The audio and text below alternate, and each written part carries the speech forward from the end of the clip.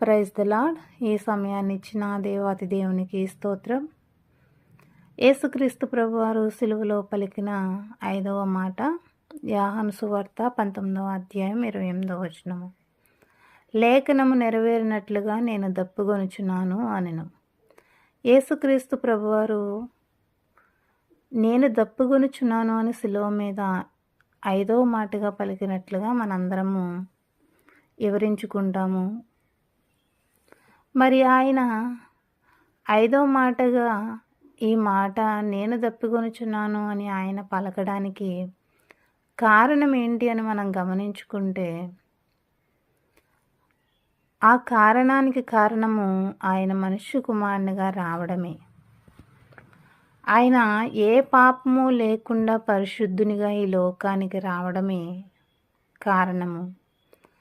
ఆ కారణం మనలను పాపముల నుండి విడిపించి, మనలను రక్షించి, మరి మనలను పరిశుద్ధులుగా ఆయన రాజ్యములోనికి మరి తీసుకెళ్ళడం కొరకు ఆయన ఈ లోకానికి రావడం జరిగింది. ఇప్పుడు ఈ మాట వివరణ కూడా 5వ మాట వివరణ కూడా ఆయన దాని నిమిత్తమే మాట్లాడుతున్నారు.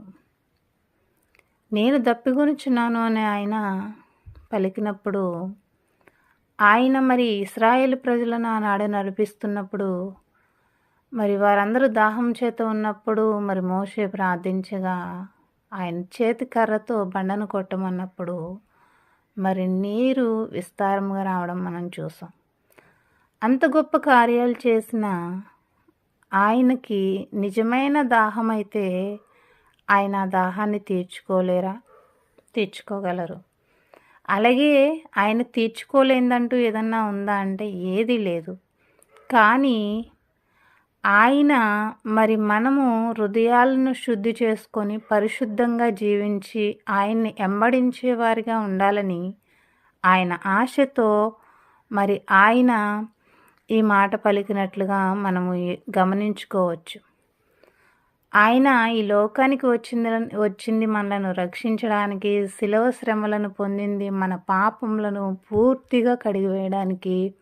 మరి ఆయన మరణము ద్వారా మనకి రావలసిన శాపాన్ని మరి పాపాలని మరి మనం అనుభవించవలసిన శ్రమను మన నుండి తప్పించడానికి ఆయన మరణించి మరి మనకి రక్షణ కల్పించారు.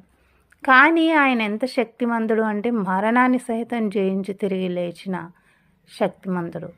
కాబట్టి ఈ మాటని మనము సింపుల్గా మనం ఎలా గమనించుకొని ఏం తీసుకోవాలి, ఏమి విడిచిపెట్టుకోవాలి అంటే, ఖచ్చితంగా ఈ మాటని మనము మనలో ఉన్న పాపాలను, దేవునికి మనకి విరోధముగా, దేవునికి మనకి అడ్డుగానున్న ప్రతి పాపాన్ని తీసివేసుకొని మనం తీసివేయడం ద్వారా ఆయన దాహం తీరుద్ది అని మనం గమనించుకోవాలి.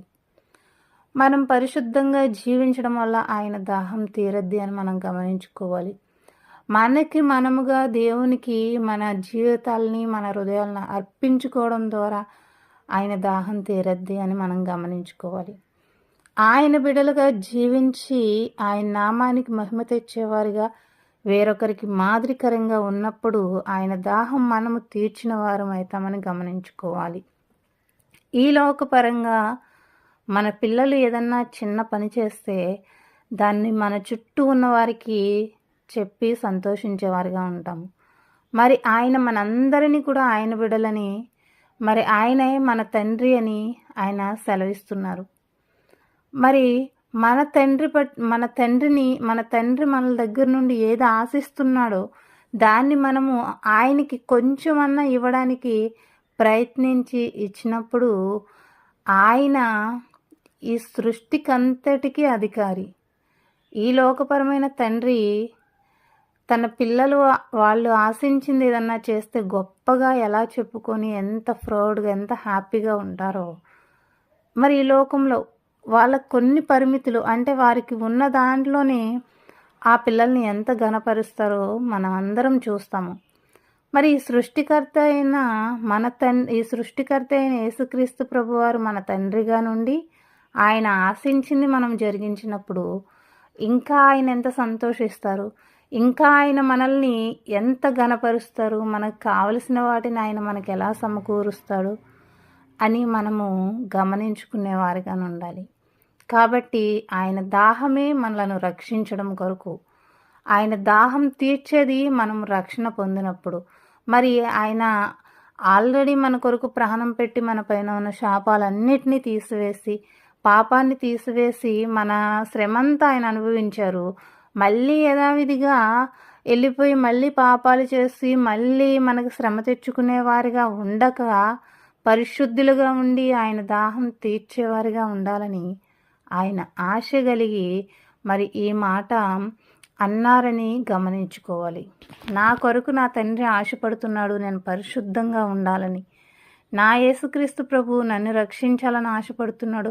ఆ రక్షణ పొందడానికి నేను ఎలా నడవాలో నేను గమనించుకొని నడవాలని మనము అందరము మనకి మనంగా మనం అనుకోవాలి. ప్రతి ఒక్కరూ ఎవరికి వారిగా యేసయ్య నా కొరకే మరణించారు, యేసయ్య నా కోసమే సిలువలో మరణించారు, నా కోసమే శ్రమలొందారు. ఆయన గొప్ప దేవుడు, ఆయన శక్తిమంతుడు. ఆయన మరణం కూడా ఆయన్ని ఏమీ చేయలేకపోయింది. అంత శక్తిమంతుడు, అంత పరిశుద్ధుడైన దేవుడు నేను కలిగి ఉన్నాను కాబట్టి నేను నా పాపాలను విడిచిపెట్టాలి. ఆయన ఈ 5వ మాట ద్వారా దాహము నేను దప్పికొనిచున్నాను అని ఆయన పలికిన ఆ మాటని, మరి పరిశుద్ధతను నేను పొంది ఆయన బిడ్డగా నేను అనిపించుకొని ఆయన సంతోషపెట్టేదానిగా ఉండాలి అని మనం గమనించుకున్నట్లయితే, మరి ఈ మాట వివరించినప్పుడు మనం వింటున్న మనందరము అలా గమనించుకున్నప్పుడు మనం తప్పకుండా కూడా ప్రత్యేకంగా దీవించబడతాము. ప్రత్యేకమైన దీవెనలు మరి అందరిలో ప్రత్యేకమైన జీవితాన్ని దేవుడు మనకి ఇస్తాడు. ఈ మాటే కాదు, పరిశుద్ధ గ్రంథం నుండి వచ్చు వాక్యం ద్వారా సేవకులు, విశ్వాసులు, అన్నలు ఎవరు బోధిస్తున్నప్పుడైనా వారి మాటలన్నీ కూడా మనము ఆ బైబిల్ గ్రంథం ద్వారా, ఆ వాక్యాల ద్వారా దేవుడు మనతో మాట్లాడుతుండగా మనం గమనించుకొని విడిచిపెట్టుకొని మరి దేవునికి మనల్ని సమర్పించుకున్నప్పుడు తప్పక మనం దేవుని బిడ్డలుగా ప్రత్యేకించబడతాము. మనం చాలామంది అనుకుంటాము పిల్లల్ని బాగా చదివించి వాళ్ళని గొప్పవారిగా చేయాలని, మొదటిగా వారిని మంచివారిగా చేయాలని, వారిని స్థిరంగా నిలబడగలిగే శక్తివంతులుగా వాళ్ళని చెయ్యాలి అని మనం ఆశ కలిగి ఉండాలి. మనము ఇంత వయసు వచ్చిన తర్వాత ఆయన గురించి తెలుస్తుంది మనకి. కానీ మనము చిన్న వయసు నుండి మన బిడ్డలకు తెలియపరిచేవారిగా ఉండాలి. మన బిడ్డలు చిన్న బిడ్డలుగా ఉన్నప్పుడే ఆయనలో మన బిడ్డలను స్థిరంగా నిలబడేటట్టుగా మనము వారిని పెంచగలిగిన వారిగా ఉండాలి. ఆయన కొరకు మన బిడ్డలను మరి సిద్ధపరచాలి. ఆయన నీతిని నెరవేర్చడానికి మన బిడ్డలను మరి మనము ఒక పదునైన ఆయుధముల వలె తయారు చేయాలి. అలా మనం జీవించినప్పుడు ఈ లోక సంబంధమైన ఉద్యోగాలు కానివ్వండి, ఏవైనా సమస్తము ఆయన ఆధీనంలో ఉన్నాయి. ఆయన సృష్టికర్త, అధికారి అయి ఉన్నారు కాబట్టి అవన్నీ కూడా ఆయన ఇవ్వడానికి ఆయనకి సామర్థ్యం ఉంది. అవి పొందుకోవడానికి ముందు మనం పొందుకోవలసిన మన దగ్గర ఉండవలసిన ఒక క్వాలిఫికేషన్ ఏంటి అంటే, యేసుక్రీస్తు ప్రభువారిని ప్రేమించి మరి ఆయన పట్ల భయము భక్తి కలిగి విడిచిపెట్టవలసినవి విడిచిపెట్టి ఆయనలో మరి స్థిరంగా నిలిచేవారిగా మనం ఉన్నప్పుడు ఆయన మనకు కావలసిన సమస్తాన్ని సమకూర్చేవారిగా ఉంటారు. ఈ 5వ మాట ద్వారా ఖచ్చితంగా మనము యేసయ్య మీరు పరిశుద్ధులు, కానీ నేను పాపాత్మురాల్ని, మా కొరకే మీరు ఈ సిలువ శ్రమలొంది ప్రాణం పెట్టారు. మీరు సిలువ మీద ఈ 5వ మాట దప్పికొనుచున్నానని పలికారు కదా.